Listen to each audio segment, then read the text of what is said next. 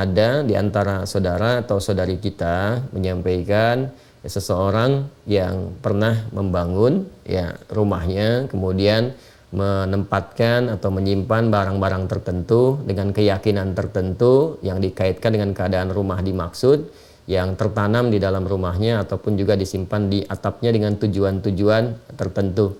Dan bersyukur kepada Allah, alhamdulillah yang bersangkutan sudah mengenal lebih baik ya tuntunan-tuntunan dalam syariat, sudah berhijrah kepada nilai-nilai kebaikan dan ingin berkonsultasi bagaimana dengan status benda-benda dimaksud. Saya ingin menyampaikan bahwa di dalam Islam tidak ada tuntunan-tuntunan yang mengaitkan kekuatan-kekuatan kepada benda-benda tertentu yang memberikan manfaat atau madarat selain semua tumpuan kita kepada Allah. Karena itu dalam surah Tauhid yang sangat pendek, singkat, mudah untuk kita kemudian hafalkan dan mudah ditanamkan pada jiwa, itu menjadi dasar yang paling pertama di Al-Ikhlas itu.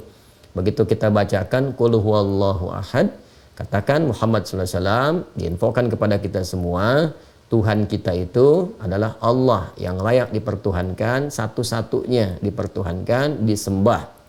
Kemudian Allahus Samad ayat yang keduanya, dan Allah menjadi pusat segala tumpuan, harapan, permohonan yang mendatangkan manfaat atau mengizinkan satu madarat dengan hikmah tertentu terjadi dalam kehidupan kita.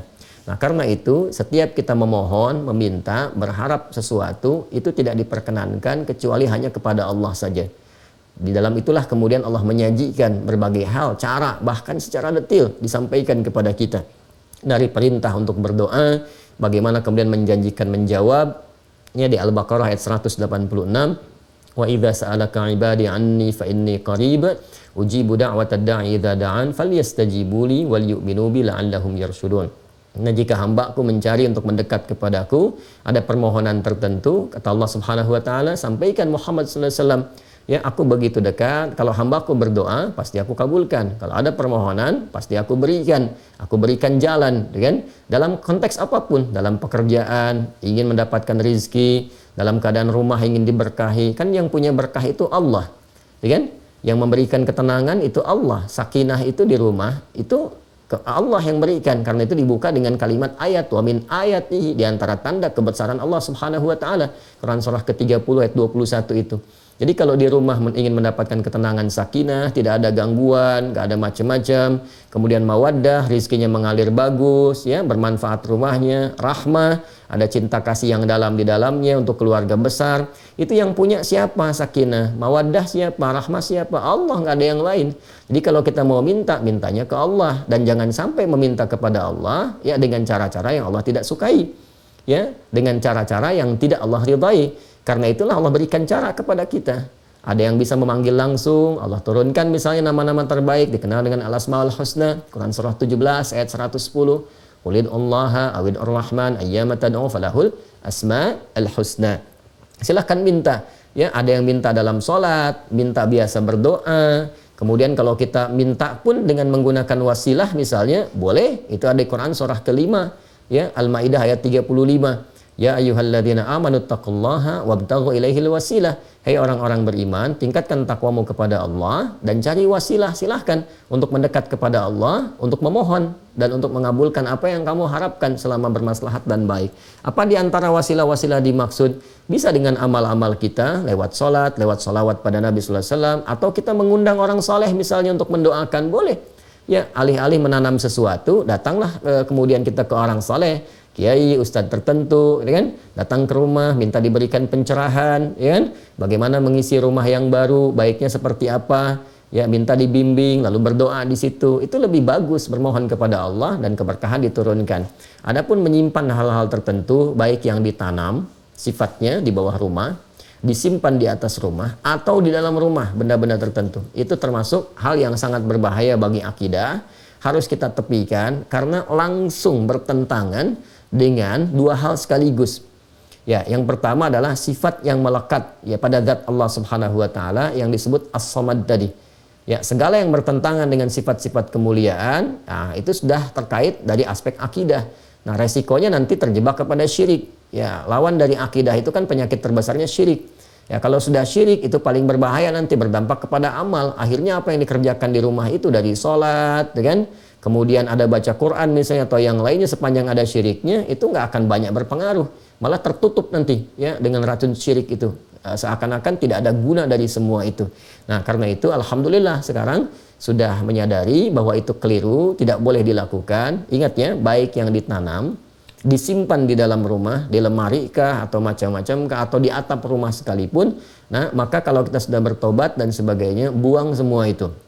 Ya, buang. Kalau masih bisa kita temukan, ya buang, kemudian jauhkan dari kita, kan? Kalau ada yang ditanam, kalau mampu kita dapatkan, ya kita ambil, kemudian buang, hancurkan dan sebagainya. Tapi kalaupun tidak memungkinkan, ya misalnya ditanam nih udah sama pondasi, kalau kita mau buka, gali lagi, bongkar lagi rumahnya, memberikan madarat yang lebih besar misalnya kepada aspek-aspek tertentu yang menyulitkan, maka tidak perlu dilakukan. Yang penting kita hilangkan keyakinannya. Sudah, hilangkan, jauhi, kemudian bertobat dari itu semua, tidak perlu diakses-akses, ingat-ingat lagi, tepikan seluruhnya, kembalikan kepada Allah. Karena saat menyimpan-nyimpan seperti itu, jin nanti ikut ke situ. Jin, ya ada jin yang menyertai kehidupan kita di dalam rumah, namanya dasim. Dasim itu setan rumah. Ya, jin pengganggu dari kalangan setan, ya, setannya dari kalangan jin, sebutannya dasim. Nanti ada 9 jenis ya. Kemarin kan saya baru sebutkan setan yang menggoda wudu walhan. Setan menggoda orang sholat, itu kan khinzib. Nanti ada setan yang memang mengganggu di sekitaran rumah. Dia bisa menciptakan konflik antara suami istri. Itu di surah kedua Al-Baqarah, di ayat yang ke-102. Bainal mar'i wa zauji, antara suami dan istrinya. Ya, diberikan sifat-sifat buruk, dorongan macam-macam, kadang-kadang dikaitkan ke pekerjaan dan sebagainya. Dia bisa menciptakan ketidaktentraman di dalam kondisi rumah. Seakan-akan nyaman, padahal itu ada satu bara dalam sekam. Kadang-kadang masuk dalam mimpi, ngasih mimpi buruk, atau memberikan was-was ketika masuk ruangan tertentu dan sebagainya. Ya, lalu setelah itu ya mudah, hadirkan sesajian, itu pekerjaan jin. Ya, sesajian di dalam rumah atau di luar rumah atau dengan melakukan tindakan tertentu, itu kemusyrikan yang parah nantinya. Karena itu cara untuk mengatasinya, kalau masih bisa diakses, buang sekalian. Ya, kalau tidak bisa diakses atau diakses menyulitkan sekali, sudah cukup hilangkan keyakinannya, bertobat kepada Allah, hilangkan keyakinannya, tingkatkan ibadah kepada Allah Subhanahu wa taala. Nanti dengan sendirinya jinnya akan meninggalkan. Di Quran surah Al-Jin sendiri, surah Al-Jin di ayat yang ke-6 itu jelas Allah sampaikan, wa annahu kana rijalun minal insi ya'udzuuna birijalin minal jinni fazaduhum rahaqa. Dan sungguh ada sementara manusia itu berkongsi dengan jin, minta perlindungan, ya, kemudian minta sesuatu yang diduga mendatangkan manfaat, padahal itu sangat merugikan, kata Allah Subhanahu wa taala. Merugikan dunianya, merugikan akhiratnya. Merugikan dunianya hanya memberikan beban nanti, diminta ini, itu dan seterusnya. Kalau tidak ya menghadirkan resiko-resiko. Ya, kemudian di akhiratnya pun ya terjebak dalam suasana syirik yang tidak memungkinkan mendapatkan manfaat dari semua amal yang pernah dikerjakan. Alhamdulillah saya ikut berbahagia. Semoga dilindungi oleh Allah Subhanahu wa taala, istiqamah. Nanti kalau itu sudah ditinggalkan, yang penting dari keyakinan kita, bertobat kepada Allah, sesali itu semua, tinggalkan itu, ganti dengan ibadah, nanti pengaruhnya akan hilang. Ya, walaupun di awal-awal itu akan terasa, ya ada gejolak-gejolak seperti menahan kita. Tapi kalau kita terus yakinkan, baca ayat-ayat perlindungan. Ya, ayat-ayat perlindungan itu pertama ada yang wujudnya surah Al-Fatihah. Ya, ini untuk melatih kemantapan jiwa dari gangguan-gangguan was-was jin dan semisalnya. Itu ada beberapa ayat-ayat. Satu, surah Al-Fatihah yang 7 ayat ya, dari Bismillahirrahmanirrahim sampai waladhdallin. Kemudian Al-Baqarah ayat 255. Ya, ayat Al-Baqarah ayat 255. Kita kenal dengan ayat kursi. Ya. Kemudian yang ketiga itu 3 muawwadzatain, muawwadzatus salas, ya. Ada 3 surah perlindungan, Al-Ikhlas, Al-Falaq, An-Nas. Al-Ikhlas, Al-Falaq, An-Nas. Ini yang paling pokok. Yang paling pokok itu ada 3, ya, Al-Fatihah, kemudian ayat kursi, Al-Ikhlas, Al-Falaq, An-Nas. Kadang-kadang ada yang menambahkan dengan 5 ayat pertama surah Al-Baqarah dari Alif Lam Mim sampai wa ulaika humul muflihun, lalu ditambahkan dengan penutupnya Al-Baqarah, la yukallifullahu nafsan illa wus'aha. Itu bagus juga kalau dikomplitkan sampai 5 bagian ini. Jadi kalau mau diurutkan sesuai dengan urutan tertibnya, Al-Fatihah 7 ayat, 5 ayat pertama dari surah Al-Baqarah sampai wa ulaika humul muflihun. Kemudian ayat 255 ayat kursi. Kemudian selanjutnya yang keempat, akhir ayat Al-Baqarah ayat 286. Dan yang kelima bagian terakhir, 3 surah terakhir dalam Al-Quran.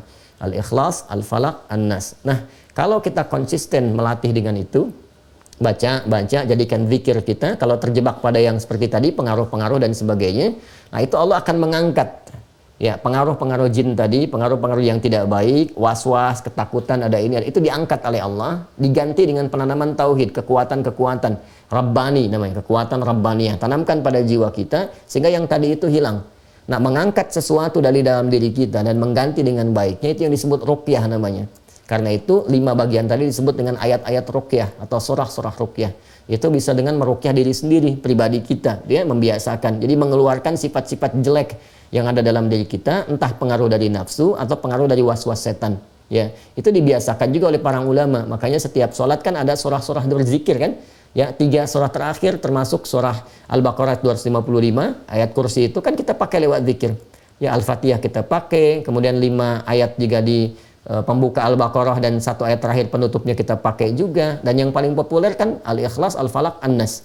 Nah, itu saya kira yang bisa dilakukan ya Bu. Kalau bisa diakses, ambil barangnya, buang, itu kan, hancurkan. Kalau nggak bisa sama sekali seperti ditanam, ya tidak harus melakukan tindakan yang beresiko lebih besar lagi, ya baik kepada finansialnya ataupun juga kesulitan untuk tinggal atau bahkan merombak, memberikan beban lebih. Cukup tinggalkan, sesali, gitu kan, dan jauhkan, lalu mulai meruqyah diri kita sehingga terbebas dari pengaruh-pengaruh benda yang dimaksudkan. Tapi kalau masih bisa diakses, misalnya ditanamnya di sampingnya yang bisa digali dan sebagainya, buang, karena khawatir nanti ada perjanjian-perjanjian tertentu yang tidak diketahui mengikat pada barang itu, ya kan, yang bisa mempengaruhi kepada tubuh. Ya, tapi kalau sudah tidak sama sekali bisa ditemukan, 5 bagian tadi tolong dilakukan untuk bisa menghadirkan perlindungan dari Allah Subhanahu wa taala dan mematikan ya jaringan-jaringan keburukan tadi yang mungkin hadir di situ yang dimanfaatkan oleh jin tertentu, kalangan tertentu dari was-was syaitan.